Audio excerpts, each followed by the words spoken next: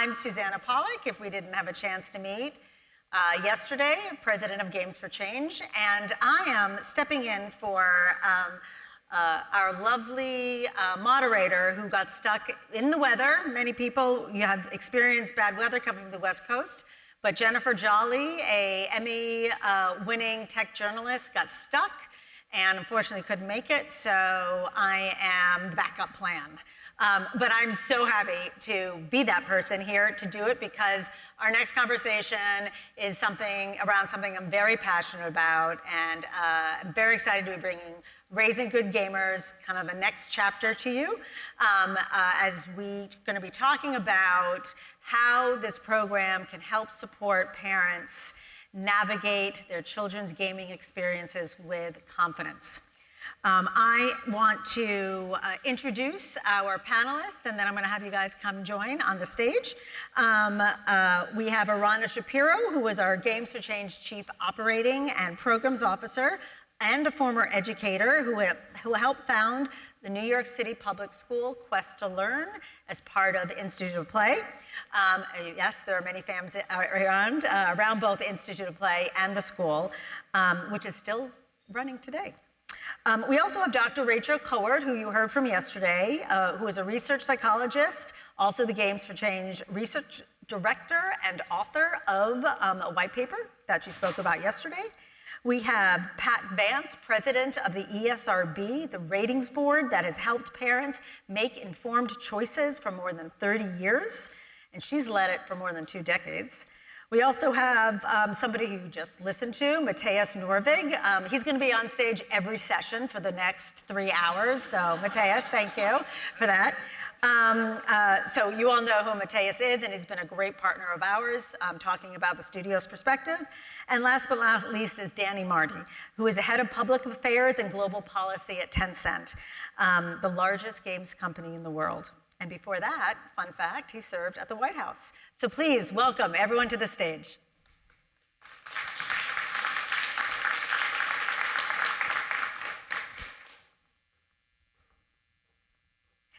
All right. So I realize I did those intros out of order. So okay. I am going to, we'll help. I'll say your name. How about that? Does that work? Okay. So yesterday, most of us were here when Dr. Rachel Kowert launched the new Raising Good white paper, Raising Good Gamers white paper, and it's entitled What Families Need to Know About Video Games and Well-Being. If you haven't seen it in some social posts, because I think we all posted about it too, it's available online. Really, it's a great read. So, and a lot of great stuff are in there. And it's one that finding that really explains all of what's we've been seeing is that when parents go looking for guidance, it's easier to find negativity and, quite frankly, fear than help. So while the negative outright outweighs the positives online 5 to 1, which is, I think we all see negativity kind of finding its way to the surface. But we really want to help support people involved. We've got 3 billion people playing on this planet, playing video games on this planet. And as the biggest forms of culture and connection, those kind of statistics don't match up. So we're not going to spend 45 minutes on explaining or talking about whether games are good or bad. We want to dive into what shared responsibility looks like across families, industry, research, policymakers, and media if we want to create a healthy future for video game play. So I'm going to start with Rachel. There you go, Rachel, Dr. Rachel Kowert. And not just because you wrote the white paper, but you're a mom of 3 yourself. I am. Did you show pictures of your kids? I did show pictures of my kids yesterday. Yeah, I love that. So you know this from both sides, right? Yes. So my question to you to start this conversation is, what do parents navigate today, and where is the public conversation letting them down? Yeah, I mean, parents are navigating a lot of information all of the time, and there are places where they can go and find that information, but it's either they're not going there or they're getting mixed messages, right? They get one thing when they go to Raising Good Gamers and read the resources, or they go to the ESRB and read the resources, but they're getting a totally different story when they're talking to other parents and their opinions or seeing things on their social media feed. So I think they're just navigating a lot of information overload, and it's difficult to find the path to the accurate conversation that's reflective of what we understand from all of the research and everything else, and what the studios are doing. Let me ask, before I move on, how many people are here from the games industry? Okay. How many people here are parents? Right? We're all in it, right? We're all in it together. And I hope that as you listen, you are either listening to this conversation as from the industry, possibly from not-for-profit organizations that are supporting parents and community, but also as a parent, who I think we all can relate. Arana, you're also a parent of two. But you're also, as I said in the interview, you've also been an educator in your former life, and you have worked with parents through that work, and now certainly as our Chief Operating and Programs Officer and leading the development of all the resources for parents. What are you finding? I mean, you've been sitting in the room. What do you find the parents want? And because you ran this pilot, right? We ran the pilot in February. In February, we ran a pilot workshop with a group of parents just outside of New York City, where we kind of play tested some of the materials and methods that we're going to be rolling out more widely with parents. And I think what we found was that for parents, it was interesting. I think that a lot of the things that are coming at parents are sort of saying screen time, like it's just like screens, right? Like it's the whole thing. And lumping it all together. And so for parents, I think there was a lot of gratitude for pulling the games out of that a little bit and giving focus just to gameplay.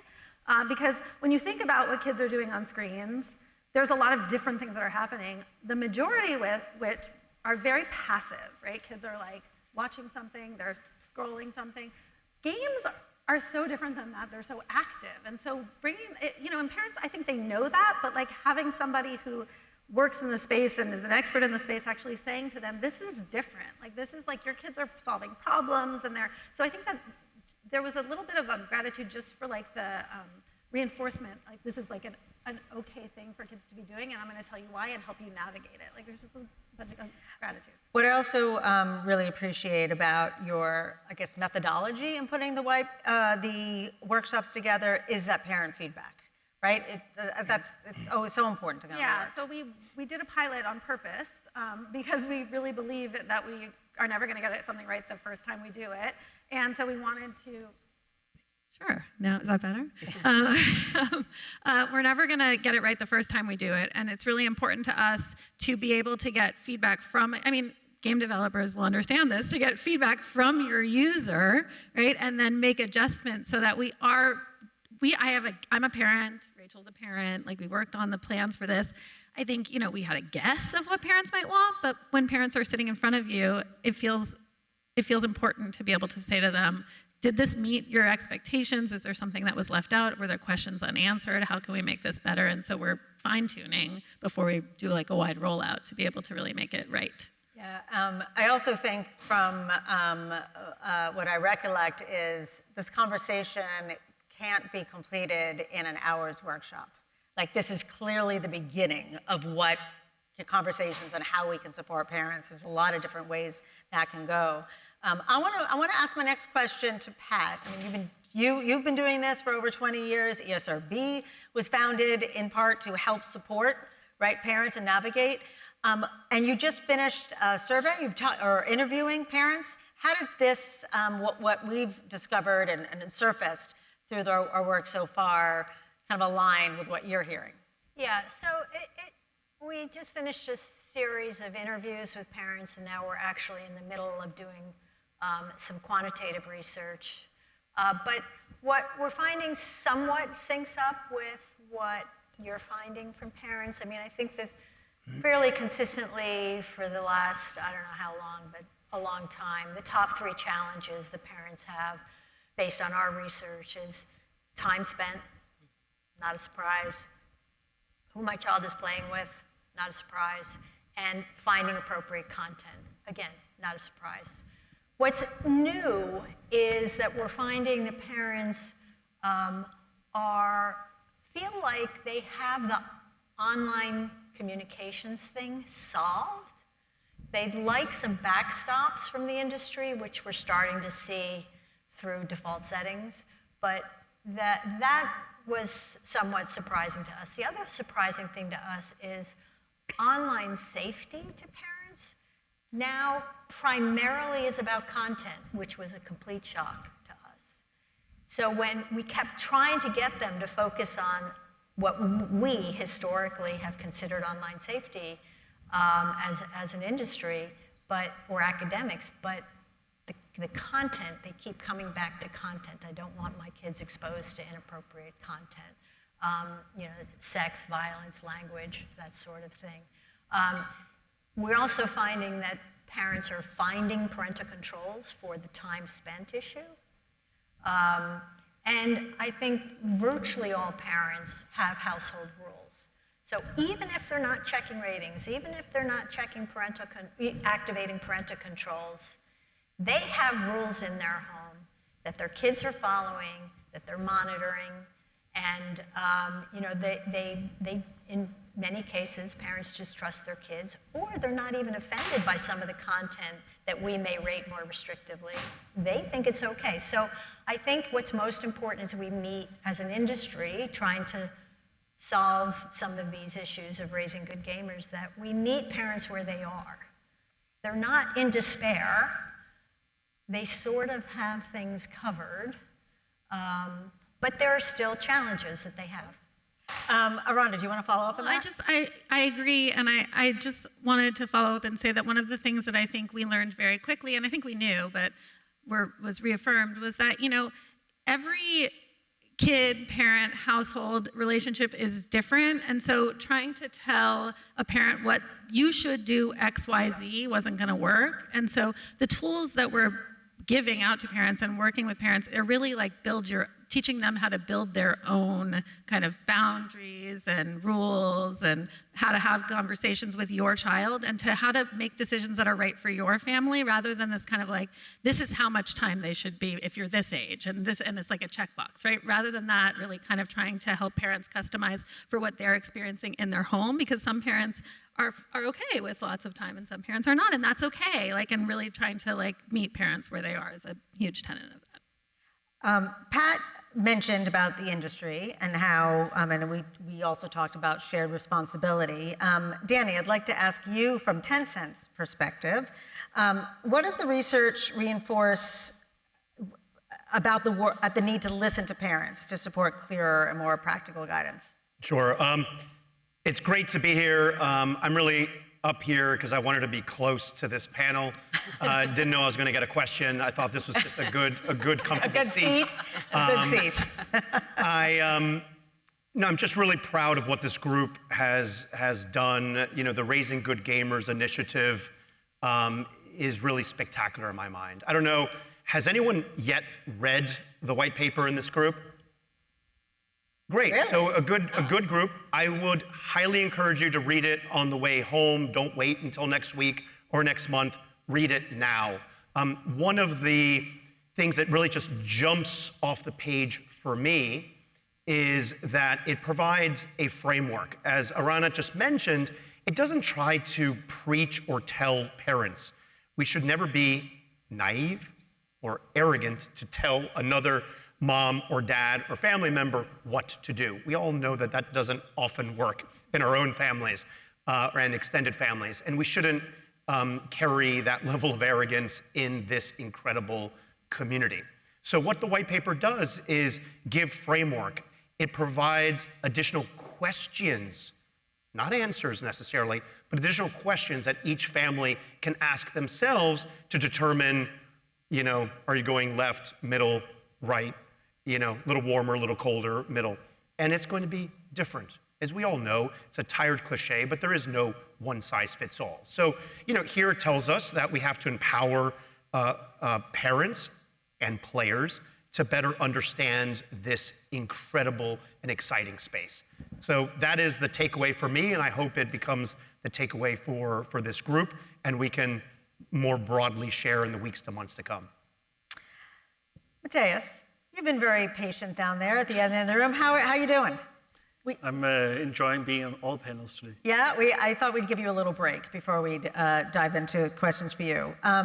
From a studio perspective, I'm just curious about how can the industry, from a shared responsibility, we've talked about healthy game design, right, or healthy gaming, and how can game design and player well-being be more expressed and explained from the studio side? You've seen it, Subway Surfer, right, most downloaded game in the world. How do you think about that?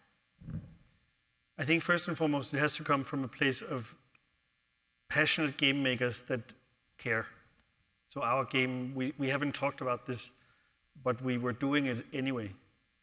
Reading the white paper, I felt like a hipster in the 10 years ago. I was doing this.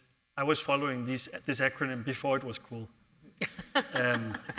Because the way we see game design at SYBO, we're played on average 20 minutes a day. So it's not the game that means that people are not sleeping or they lose friends or they have a streak to follow. It's a game that is inherently a break. It's a snack between other sessions. We've always designed it that way.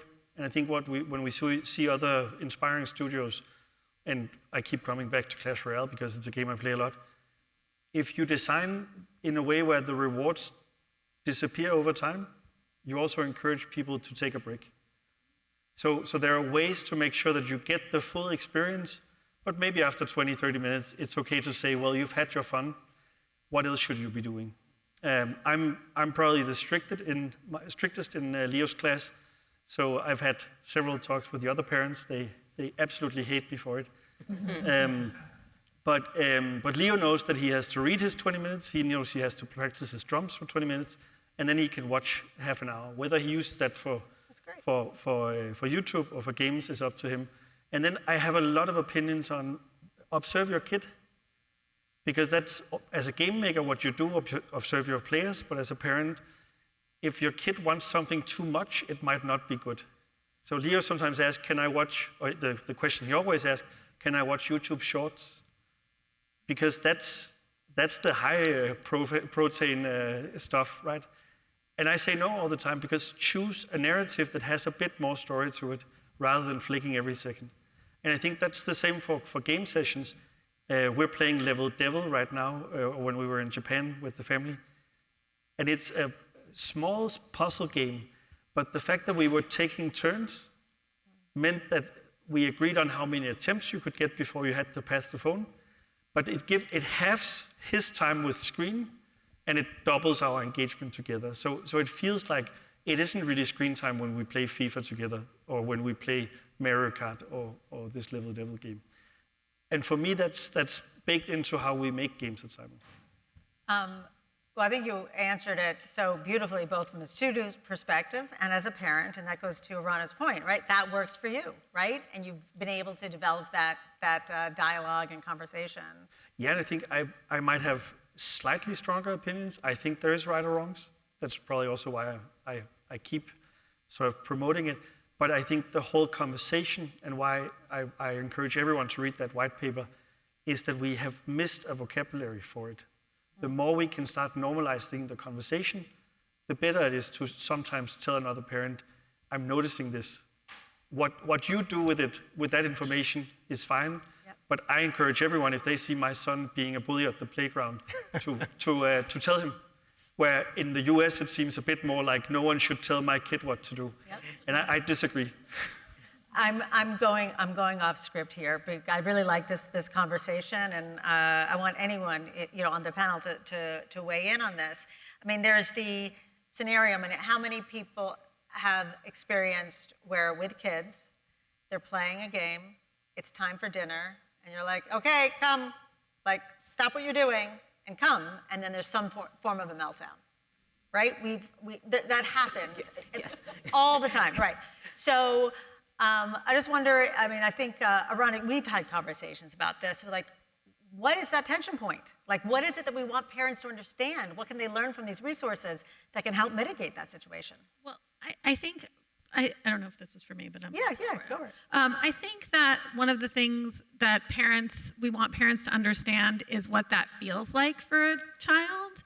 And it's harder when a parent is not a gamer for them to understand that, but it's akin to other things. Like Rachel and I were talking about this yesterday. If you're reading a book and you're at like the part of the book where it's like a cliffhanger, if you're watching a movie and it's like about to like get really good, if somebody comes over and just turns your TV off or pulls the book out of your hand, you're gonna be really frustrated. Like, oh, I wasn't quite ready yet.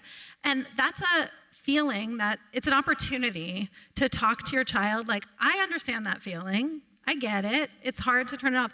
What should we do? Like, how can we solve this? Is it going to be better for you to turn this off after this level's over? Do you want 5 minutes? Like, what do we do when this happens, and make a plan for that?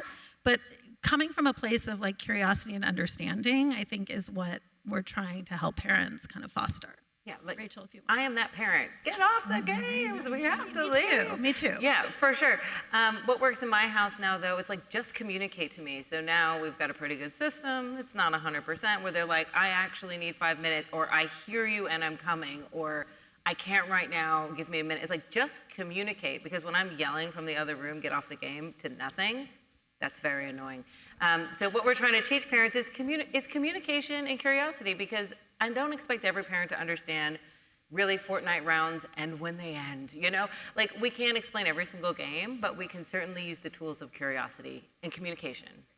So one of the resources that we developed is called the Curious Conversation Guide for parents, which is also available and downloadable. But it's exactly that, right? It's like, how do you approach these conversations with curiosity so that your child is like excited to talk about it and kind of gets the feeling that you're in it with them, but you still get to have a role. Yeah. Right? Yes, but Yeah, and I think some of these conversations are surprisingly easy to circumvent, because if your kid is playing League of Legends, it takes 45 minutes. If your kid is playing a Fortnite game, it usually takes, I played that way less, but 30 minutes. Yeah. Whatever the game, be more curious about what is the win condition and how long does it normally take. Then if you know that dinner will be ready 6:30, make a rule that you cannot start a Fortnite game later than 5:45, because that way we don't have this conflict. And then they will say, well, I started 5 minutes late. Well, then it's your choice to miss the session. Yeah.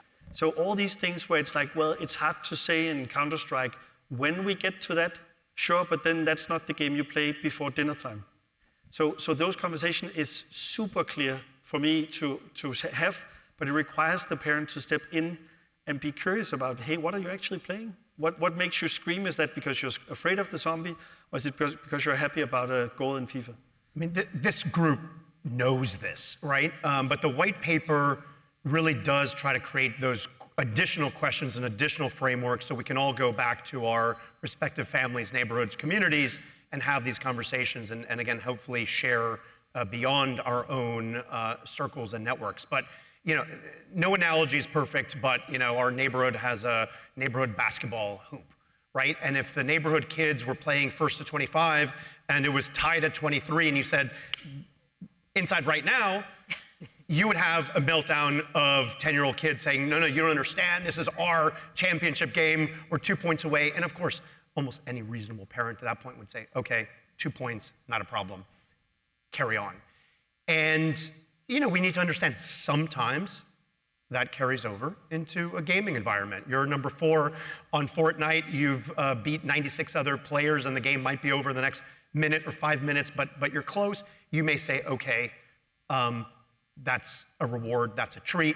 As Rachel you know, shared in her paper, and I think in your comments yesterday, there are other questions and considerations around it. It's context.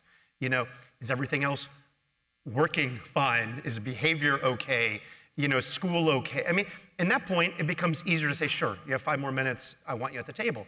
But if there are other issues or dinner's really on the table, everyone else is waiting and grandma and grandpa are at the end, It might be, sorry, it's time to go. There's all those micro decisions that need to be taken as a whole. You know what I think it is too, and I'm sure that you have an opinion on this, I Pat. do. I've been waiting to I'm going to give it to you in 1 sec.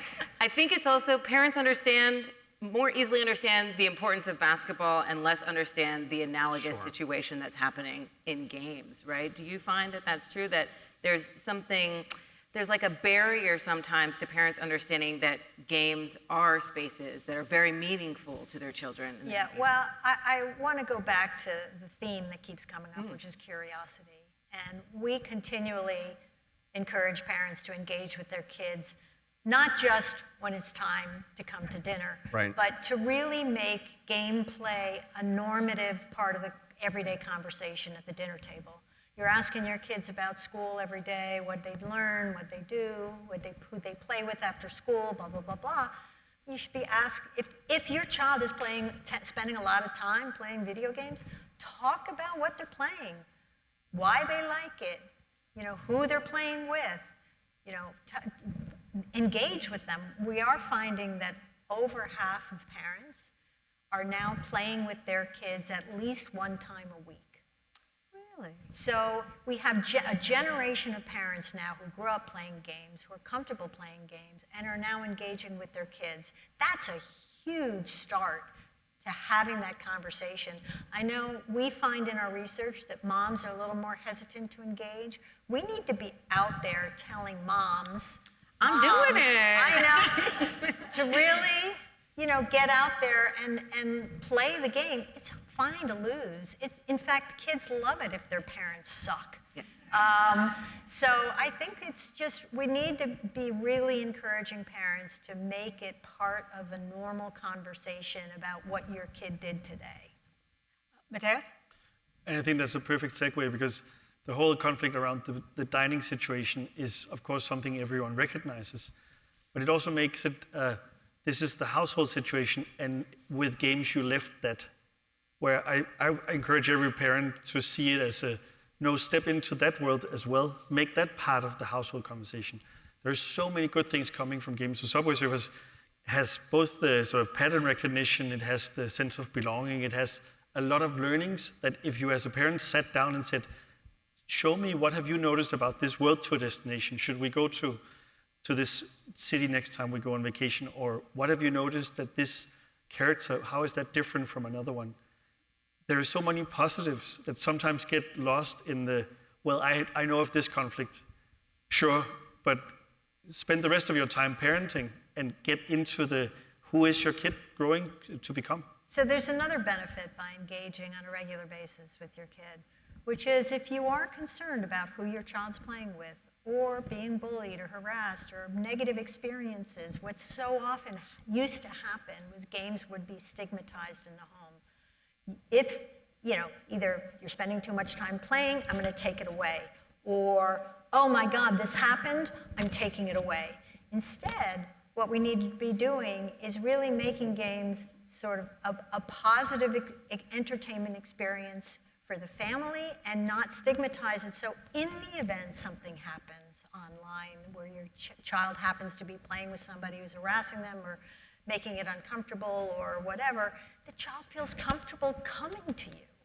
Otherwise, what incentive would a child have to come to you if something bad was happening? Because the fear would be, you're going to take this away from me. I want to pause this line of conversation. We're going to come back to it a little bit, but you said, Pat, about that we're moving in the right direction, right? 50% of parents are playing games for the kids at least 1 hour a week. Most of them are fathers, right, men. I don't know specifically what it is for moms, that I think it's not for them, but I do want to call out the challenge of reaching the other 50% and what is online, and the fact that there's so much more negative conversation, I want to say media, but so much negative conversation online that outweighs the positive evidence-based research that exists. So I want to ask you, Rachel, from a researcher's point of view, can you explain the psychology around why negative conversations are the ones that surface the most? Yeah, I mean, there's a lot of reasons around it. I think the easiest one to explain in a little soundbite on a panel is probably negativity bias. Humans want to stay alive, and so we pay attention to negative stories. And so if we see a negative story, we share it and we amplify it. A good example that happened recently is my mom shared a podcast with me that will remain nameless that was saying a lot of things about games that are just not true and very negative. And she's like, "Did you know this?" And I was like, "What?" "Do you know who I am? That's such a strange thing to send me." But she was like, "No, but I'm really concerned." And, it gets amplified. So what I know what we're trying to do with Raising Good Gamers is provide information to parents in a way, meet them where they are today, right? You said that to Pat too, right? Meet them where they are today with information that's easily digestible, right? They can take it in. Parents are unlikely to read your 30-plus white paper, as brilliant as it is. But it's fine. Although we know a majority of people in this room did, so good on you. But it's about how to provide that information to them in a way that they can digest it. So that and that they can implement it right in their household. While Games for Change and through Raising Good Gamers is focused on a lot of the parent education, there is a shared responsibility, and a shared responsibility that goes around that should be met by different stakeholders who want to support children's well-being. There's a RITEC initiative with UNICEF that is focusing on the game design community. ESRB, the resources and the rating system is just instrumental. It's like the foundation, right, of this. But there's also policy, right, and other community organizations. And Danny, I just want to ask you, who do you think ultimately owns this, this conversation? And that's like a rhetorical question, because I know you're not going to say it's one person. I do. I own it. I do. It's all up to me. No. But why is this collaboration, across the ecosystem so needed? Yeah, I mean, look, I think you already touched upon it. It is a shared responsibility. Nothing new there. Clearly, it has to start with the game developers and the publishers. They ultimately, own and put the games out there. But even if a studio does everything right, as we've talked about, parents are still. Is this content appropriate? They still have a number of micro decisions that they have to make throughout their day, and they still don't know how to navigate that space. So that's where we all come in. That's where we do have to have evidence-based research. If I may just share a personal story, I think Susanna mentioned as I came up on the stage, I had the opportunity to work at the White House 10, 12 years ago, and the first time I had to brief President Obama, I asked the White House Chief of Staff, I said, okay, how does one go about briefing the president? I thought it was a fair question, and I think it took him back, and he's like, what? He's like, just go in, and he gave me some good advice. He said, everything has to be backed by evidence. Essentially, don't bullshit the president, right? We all get that, and you don't do that to your own teams or your own bosses. You don't bullshit up. If you don't know, you don't know. And he later had shared with me a quote that stayed with me, and I use it a lot when I speak to groups around the world. Before I share the quote, I researched it. I don't think it exists. I think it's one of these made-up quotes. But he told me that Albert Einstein once said that if he had an hour to save the planet, he would spend 59 minutes understanding the problem, the scope and the dimensions of the issue, and 1 minute solving it. Sounds like a great Einstein quote. I don't think he ever said it.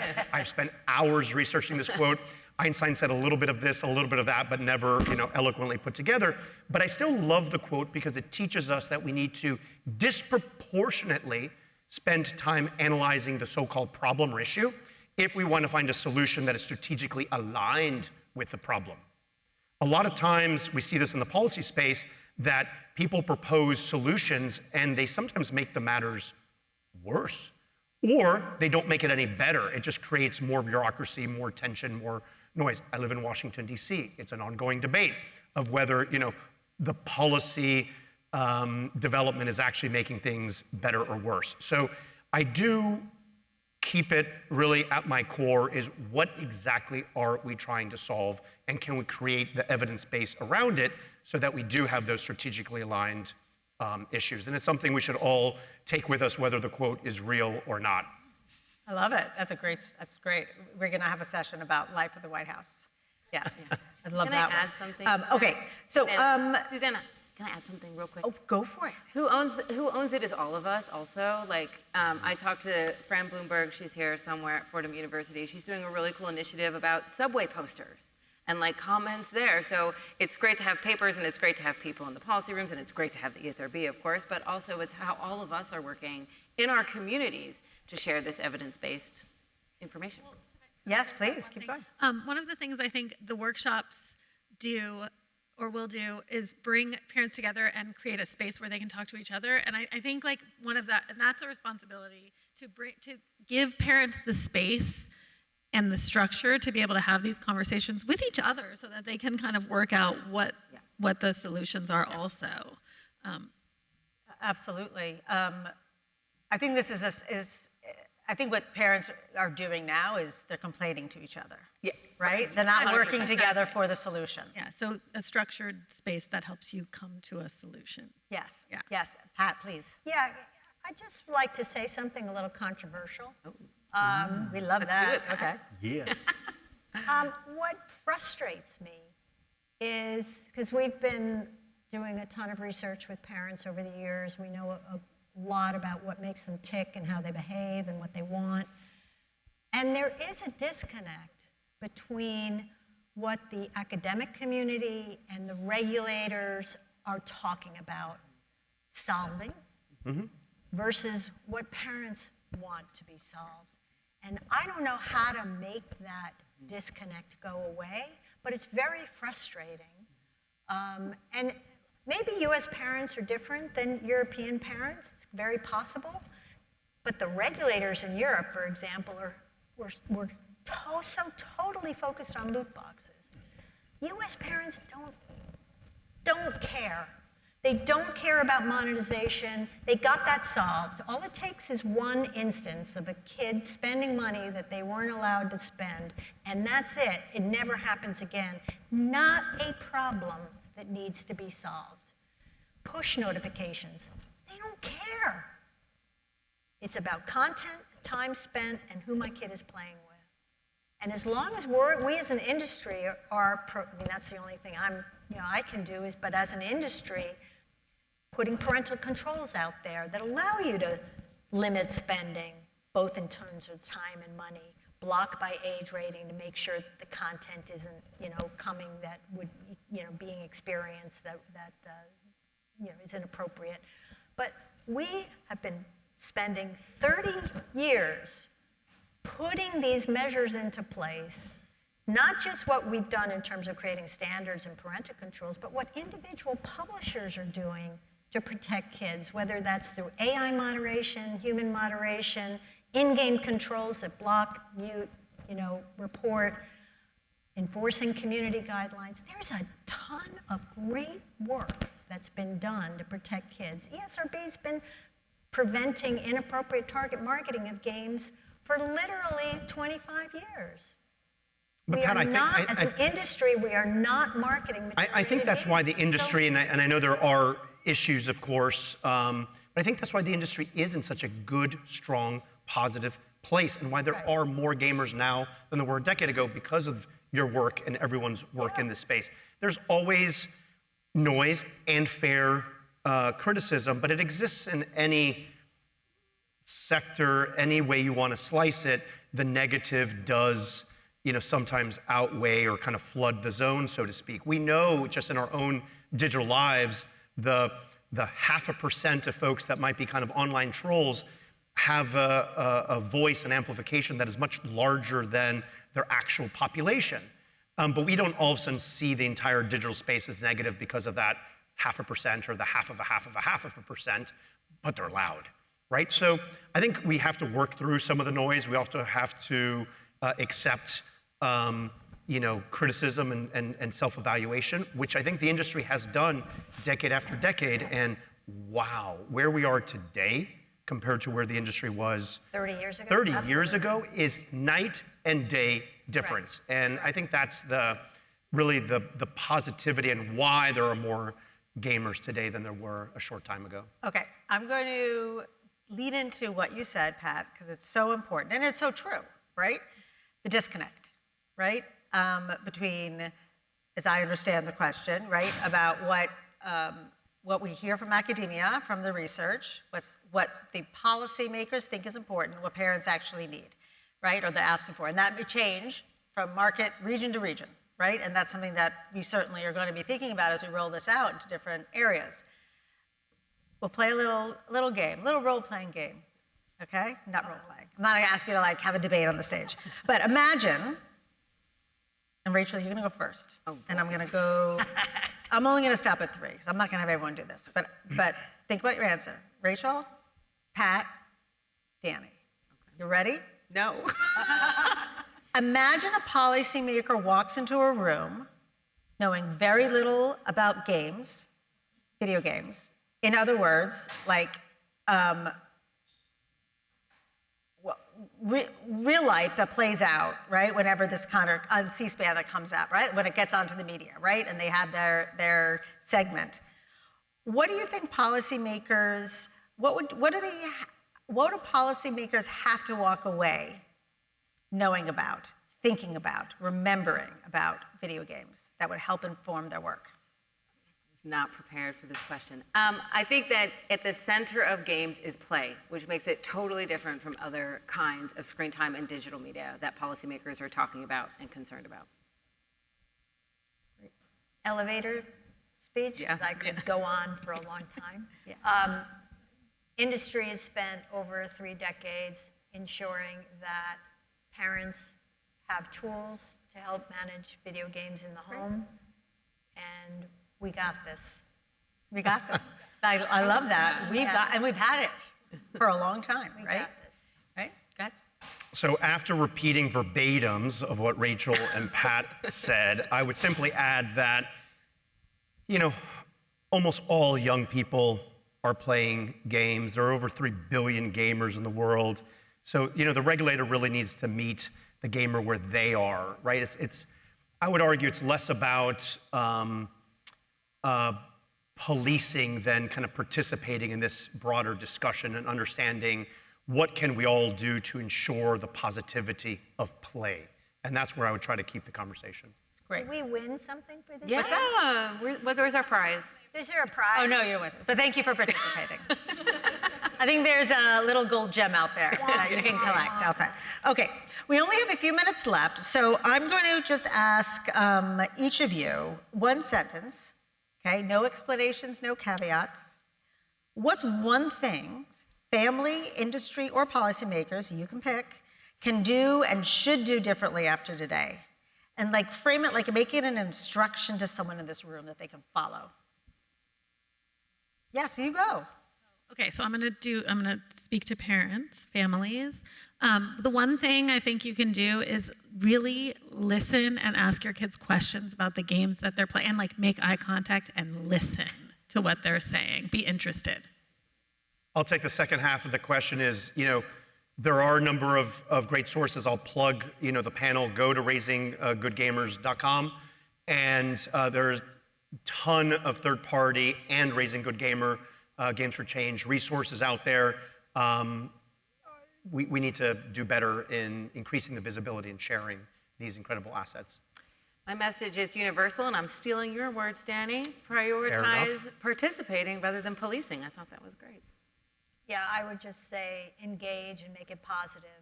And parentaltools.org is a great resource. I think the focus would be on age appropriateness, playing with your kids, and go download Subway Surfers.